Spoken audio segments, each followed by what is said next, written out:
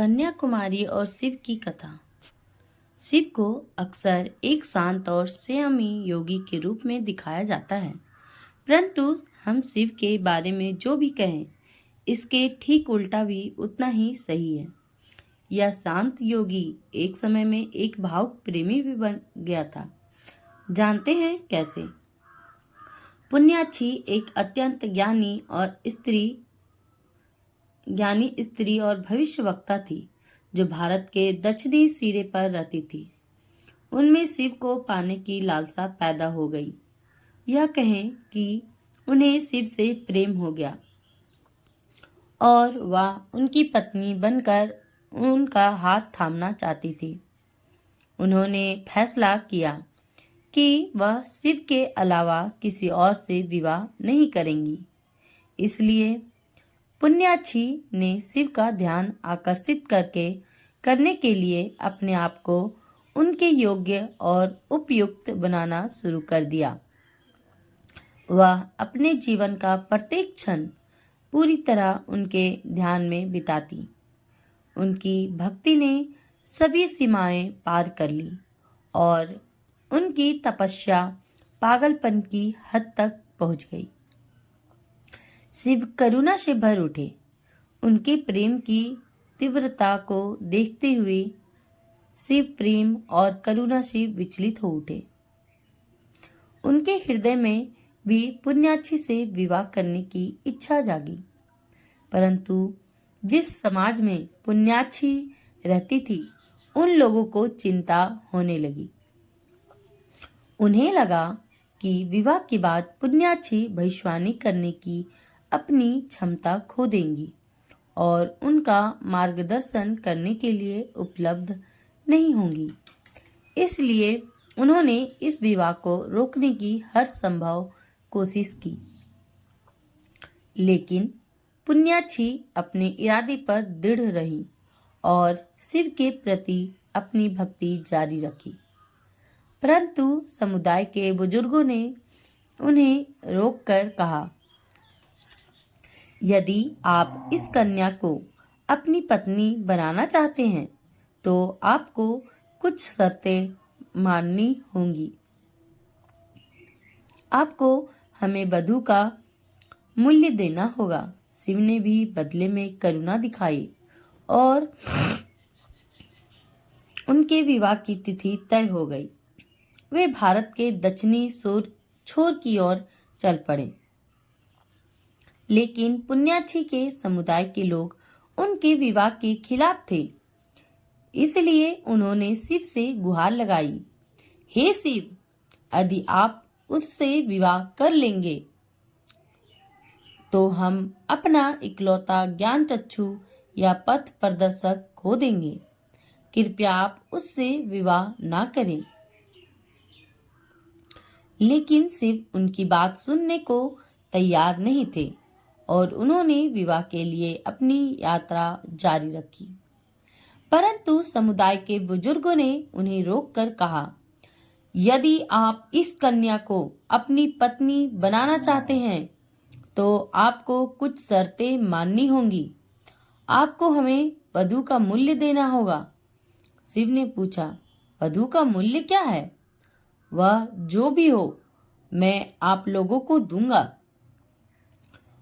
फिर उन्होंने 3 चीजों की मांग की, जो शिव को वधू मूल्य के रूप में देना था।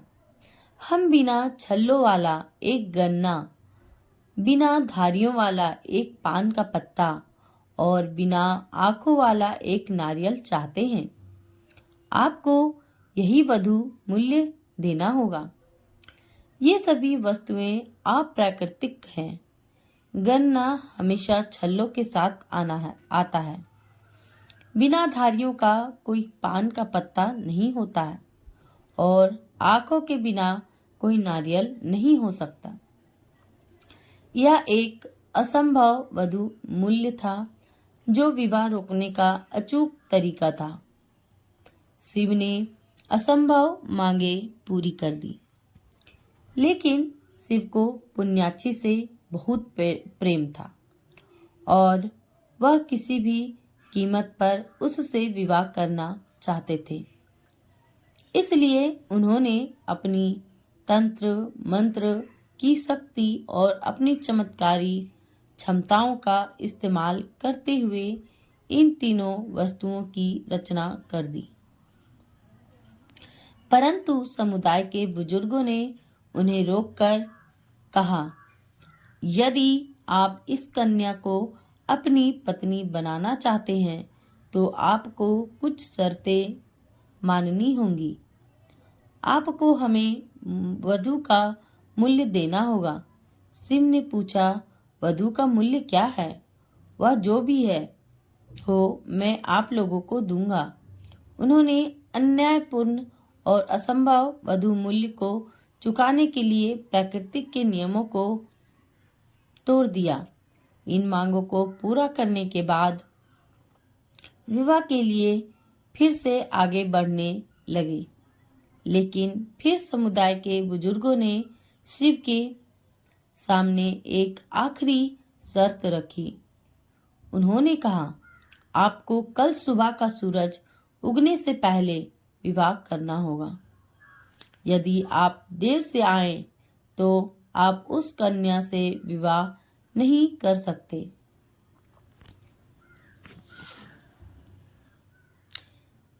यह सुनने के बाद शिव तेजी से आगे बढ़ने लगे। उन्हें यकीन था कि वह समय पर पुण्याक्षी के पास पहुंच जाएंगे।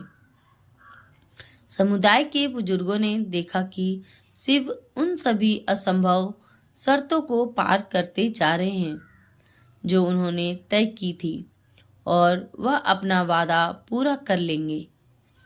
फिर उन्हें चिंता होने लगी। अपने सफर पर जल्दी जल्दी आगे बढ़ते हुए शिव विवाह स्थल से कुछ ही किलोमीटर दूर रह गए थे। यह जगह आज सुचिंद्रम के नाम से जाना जाता है।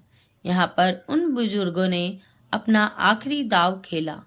उन्होंने एक नकली सूर्योदय का आभास पैदा करने की सोची। उन्होंने कपूर का एक विशाल ढेर लगाया और उसमें आग लगा दी। कपूर की अग्नि इतनी चमकीली और तीव्र थी कि जब शिव ने कुछ दूरी से उसे देखा तो उन्हें लगा कि सूर्योदय हो गया है और वह अपना लक्ष्य पूरा नहीं कर पाए। वह बहुत नज़दीक, सिर्फ कुछ किलोमीटर दूर थे, लेकिन उनके साथ छल करते हुए उन्हें यह सोचने पर मजबूर कर दिया गया कि समय पूरा हो गया है। वह पुण्याक्षी से किया अपना वादा पूरा नहीं कर पाए। कन्याकुमारी ने क्रोधित होकर शरीर त्याग दिया।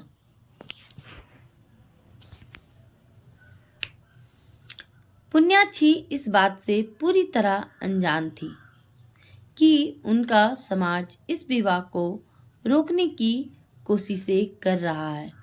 वह शिव के साथ अपने भव्य विवाह की तैयारी में जुटी थी। जब आकाश में असली सूर्योदय हुआ तब उन्हें महसूस हुआ कि शिव नहीं आ रहे हैं। परंपरा है कि शिव ने जहां पर भी कुछ अधिक समय बिताया उसे कैलाश का नाम दे दिया जाता है। इसलिए इस पहाड़ को दक्षिण का कैलाश कहा जाता है।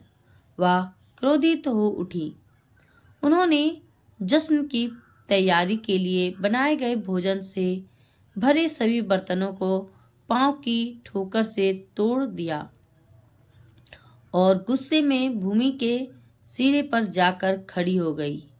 वह एक सिद्ध जोगिनी थी। उन्होंने इस उपमहाद्वीप के आखिरी सिरे पर खड़े खड़े अपना शरीर त्याग दिया। आज भी उस स्थान पर एक मंदिर है जहां उन्होंने अपना शरीर त्यागा था और उस स्थान को कन्याकुमारी के नाम से जाना जाता है। शिव नहीं जानते थे कि उनके साथ छल किया गया। उन्हें लगा कि पुण्याक्षी से किया वादा पूरा नहीं कर पाए और वह अपने आप से बहुत मायूस और हताश थे। वह पीछे मुड़कर वापस जाने लगी, लेकिन अपने अंदर के गुस्से के कारण उन्हें कहीं बैठने और अपनी निराशा दूर करने की जरूरत थी। इसलिए वह वेलगिरी पर्वत पहाड़ पर चढ़ गए और उसकी चोटी पर बैठ गए। वह आनंद पूर्वक या ध्यान मग्न होकर नहीं बैठे थे। वह एक किस्म की निराशा में और खुद पर क्रोधित होकर बैठे थे। उन्होंने काफी समय वहां बिताया। पहाड़ ने उनकी ऊर्जा को आत्मसात कर लिया।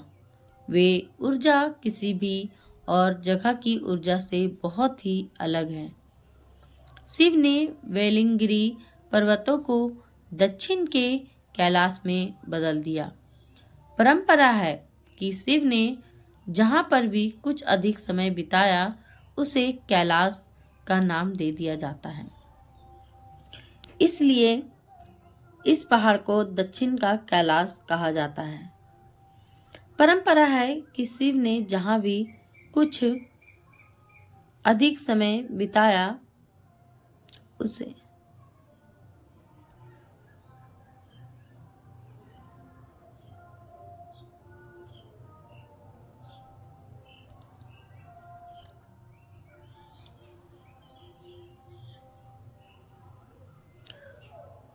ऊंचाई, रंग और आकार में वेलगिरी पहाड़ हिमालय में मौजूद कैलाश की टक्कर का भले ना हो, परंतु क्षमता में, सौंदर्य में और पवित्रता में यह उससे कम भी नहीं है। हजारों वर्षों में बहुत से संतों, योगियों और आध्यात्मिक गुरुओं ने इस पहाड़ पर अपने कदम रखे हैं। वेलगिरी की इन पर्वत श्रेणियों में पर काफी मात्रा में आध्यात्मिक कार्य हुआ है। इतने प्राणियों ने और ऐसे महान पुरुषों ने इस पर्वत पर कदम रखे हैं जिनकी गरिमा और प्रतिष्ठा से ईश्वर को भी ईर्ष्या होगी। इन महान प्राणियों ने इस पूरे पर्वत को अपने ज्ञान से परिपूर्ण किया और वह ज्ञान कभी नष्ट नहीं हो सकता। इस पर्वत को 7 हिल्स, 7 पहाड़ों के रूप में जाना जाता है, क्योंकि जब आप उस पर चढ़ाई करते हैं तो वहाँ 7 उतार चढ़ाव आते हैं, जिससे आपको महसूस होता है कि आप 7 पहाड़ों पर चढ़ रहे हैं। आखिरी चोटी पर तेज हवा चलती है। वहाँ के घास के अलावा कुछ नहीं उगता।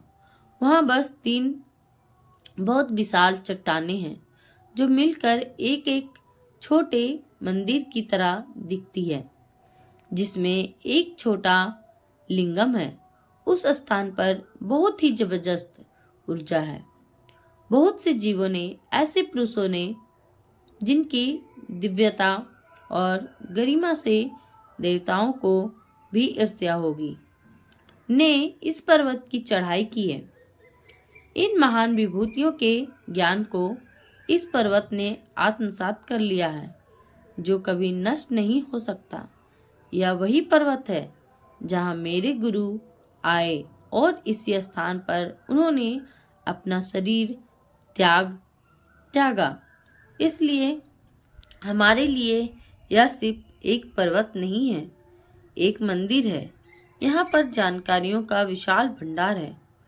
मुझे ध्यान लिंग को प्रतिष्ठित करने का सारा ज्ञान यहीं से प्राप्त हुआ।